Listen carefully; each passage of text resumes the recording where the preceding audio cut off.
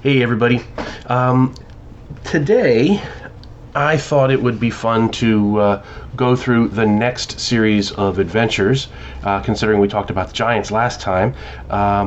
This time I want to talk about the next adventures in the series: Descent into the Depths of the Earth, Shrine of the Kuo-Toa, and Vault of the Drow.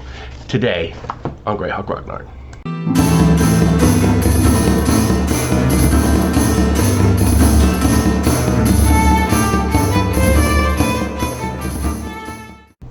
So first off, it's important to remember that these modules were part of Gen Con 11 and were published in 1978. So these were really, really early on in the hobby. And it's interesting to note that you don't really that these were really groundbreaking when they came out. The idea that there's this entire underground realm, much larger than just a dungeon, where you could go literally miles and miles and miles. These made that. These modules invented that concept in terms of Dungeons and Dragons. And this was the Underdark. They didn't have that name at the time, but that's what it's called. They just call it the Underworld, I believe, in the actual modules. So this first one, Descent into the Depths of the Earth, this takes place immediately after Hall of the Fire Giant King. The assumption is that the party have defeated the giants, killed the Drow, got the map of the underworld, and are now proceeding to take the fight to the enemy. This module describes 3 different encounters, and this is intended to teach the PCs what's going on in the underworld. There's a lot of learning moments if the players are careful and pay attention to what's going on. This module will really lay out how to approach the rest of the game. So the first, there's tons of really cool, detailed random encounters. Talks about the Drow, talks about the different clans and so forth. The first place you encounter is a Drow checkpoint, and this is our first learning opportunity because the males and the females are segregated. The males are all on one side of the cavern, and the females are all on the other side of the cavern, and that sets up the idea that the males and females don't get along. There's a rivalry between them, and you can use that later on in Vault of the Drow because we have the female fighter societies and the males fighter societies are different, and you can kind of use that as a wedge between them. It also sets up the idea that there are different clans, and they're identified by different pins. Different NPCs in here it says this so-and-so has a pin that looks like this, so-and-so has a pin that looks like that, and that's laying out the idea that there are indeed different clans within the Drow, competing clans in a lot of ways, and you can use these pins to kind of pretend to be part of one faction or another. It also has the first instance of the golden spider brooch that the high priestesses of Lolth have, and you could actually, if you keep it long enough, you could actually use that to get into the Fane of Lolth way down the line. There is also the next encounter is with 2 mind flayers, which is laying out the idea that there are other things down here other than the Drow, and you could use that to your advantage too. A big way to approach this whole series is to play factions off of each other. So if you can and it's obviously very dangerous to try to do that, because if you're trying to make a deal with the mind flayers to help against the Drow, and then you're going to make a deal with the Deep Gnomes against the Kuo-Toans, and you could get really, really into that. But the idea that there's more power bases down here than just the Drow, it comes from that second encounter. There's also a captive Drow there that you can pump for information, assuming you can do it before the mind flayers kill him. And then finally, we've got the big cavern, and this, you'll have to pardon me because my copy of the module is falling apart because I've owned it since 1978, and I'm hoping that this doesn't kill it. But the idea, you get the scope of the cavern there. The idea here is that the Drow, this is a major Drow checkpoint. The Drow and the bugbears all have sentries posted. They have a system of alerts, and they will act to intruders in a very organized manner, despite the fact that they're all chaotic evil. And there are also troglodytes and trolls, and they will all come in and help the Drow defend themselves. There's down here, the best way to do this really is to have taken some of the badges from the earlier encounters and try to use them to negotiate your way through there, maybe saying that you're servants of such and such, and you're trying to make your way further on. That would be a kind of a dangerous game to play, but if you could pull it off, maybe with some charm or ESP spells or something like that, so you can get an idea of what to say, that could work. Trying to bum rush your way through here, that's going to be rough. There are dozens and dozens of trolls, probably hundreds of bugbears and troglodytes, and some high-level Drow in there that will all be trying to stop you. And that's assuming that all you have to do is sprint across the cave to the Northwest Passage and make it out. And even then, there are things that could overtake you. There's two, I think they're Hierarcho Sphinxes that are loyal to the to House Isleserves in there.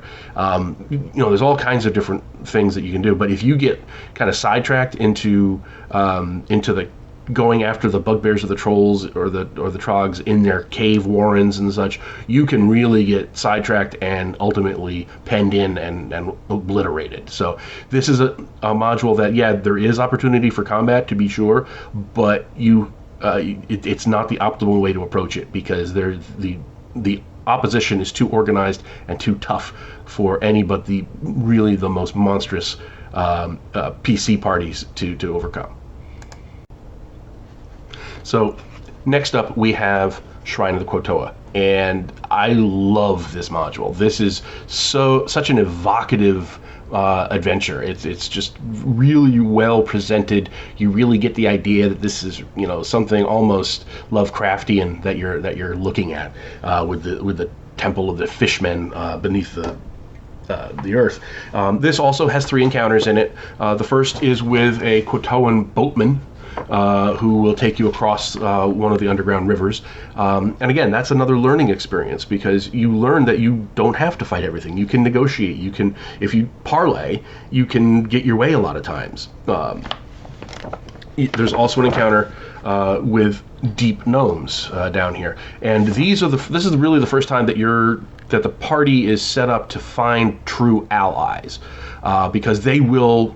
If you give them a couple of gems and so forth, they will go with the party and assist them.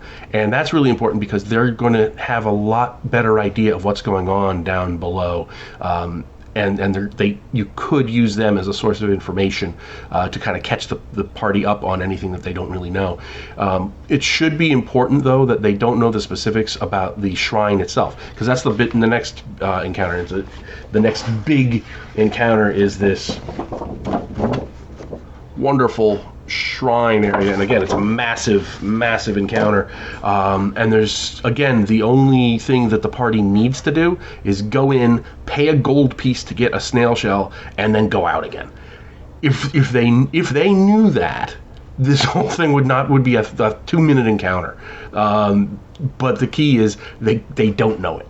And if they're smart, they'll spend some time observing what other people do and try to emulate them. They can't stay around too long, because then the guards will become suspicious.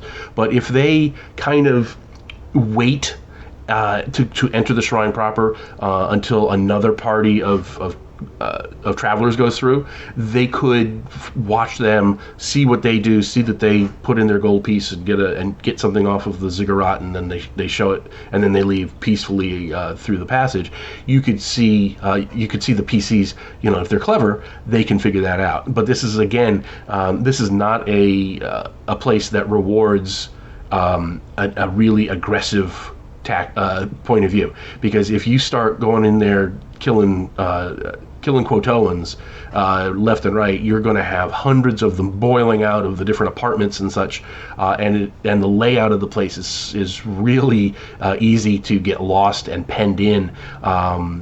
And just get completely sidetracked. So this is another module, just like the first one. It really rewards the players, A, being observant, and B, being focused on the goal. And the goal is to get the heck out of there, and they want to keep going northwest.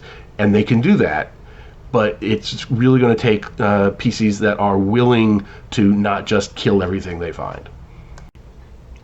And that brings us to D3, Vault of the Drow. Probably my all-time favorite adventure module that was published. This one has so much potential in it. The problem is it's too big. It's too large in scope, and there's not enough focus for the players, and there's not enough guidance for the dungeon master in how to get the players to know what they need to do. I kind of rectified this myself. Last year I published D4, City of Spiders, which is kind of an urban adventure set in the Drow city that's in here. You can get that on my blog. The link is below, and that kind of helps guide the PCs to figure out what it is they need to know and how to find it out. But despite that, this is just such a pleasure to read through. There are 4 main encounter areas, as there's 3 different ways to approach the final goal, the Vault of the Drow. 2 of them are basically traps. One is with a succubus and a Drow vampire. The other is with a whole garden full of spiders and a weird idol that will turn people into spiders. And then the other is a pretty conventional Drow checkpoint. It's very heavily fortified, and again, it's something that the players will have to talk their way through, bluffing their way probably with the brooches that they've collected in the course of the adventure. But the real highlight of this is the vault itself. And you can see it is a massive thing. This here is the city. And you can see it's got a whole bunch of other things to do. There are descriptions of all kinds of different things throughout the vault. There are different estates belonging to the different houses. There are the female fighter society, the males. There's all kinds of different things. There's slave gangs gathering fungus in the caves and so forth. A lot of rich detail like that. The city itself is not very well presented, honestly. It's pretty, there's a lot of interesting random encounter tables, and they give a very good evocative description, but there's no detail at all in the city itself. That's a couple of places have tried to do that. I know there was a write-up of the city in I believe Dragon Magazine. It was part of the Living Greyhawk thing, if I'm remembering correctly. And I know Oerth Journal has done a similar piece like that. It wants a lot of fleshing out, and it relies on the DM to do that. If you're willing to take that time, it's well worth it. There's also the Fane of Lolth, which is like the high temple of Lolth, the spider goddess. And this is a little bit where this adventure falls a little short, because all the emphasis is on Lolth, where it should be on the Elder Elemental God, because what's happening is that there's 2 factions, really. There's the Isle Serfs, who were the ones behind the giant raids. That's where Iclavdra Isle Serfs comes in, and they worship the Elder Elemental God. So logically, the PCs should be looking to stop them. That faction is the ones behind the giant raid, so they're the ones that need to be stopped. But they're given kind of almost as an aside. They say, "Oh yeah, there's a Temple of the Eye over here. Just use the same one from Hall of the Fire Giant King." They don't even give you a map or description or anything. So it's kind of weird that way, that they don't focus more on Iclavdra and the Isle Serfs, and they do focus so much on Lolth without making that explicit connection of Lolth has the key to stopping the Elder Elemental God, We know that that's how Gygax intended this to run, but it's not really laid out anywhere explicitly for the DM, and that makes it a little hard to work with unless you have all that other background and so forth. But with all those faults, I still think this is the best module that's been published in terms of potential. I mean, the things you can do with the rivalries between the different fighting societies and the different houses, and if you did a real true workup of Errol High Kinlu, the Drow city, it would be fantastic. There's just so much in there. So anyway, that is where we are going to stop off for today. I'm going to try to do these in published order, so we'll see how long I can last on that. But hope you enjoyed this video. If you did, please like and subscribe. Please consider joining my Patreon. Link is also below. The patrons on my Patreon are really the ones who are responsible for helping me make these videos and the free downloads that you'll find on the blog. So, and all the blog posts, of course. So, please consider that. If not, buy something on my web store. Again, link is below. And let me know what you think. Did you enjoy this one? Do you agree with my conclusions and suggestions about how to run it? If please let me know in the comments what you think, and I will talk to you all later.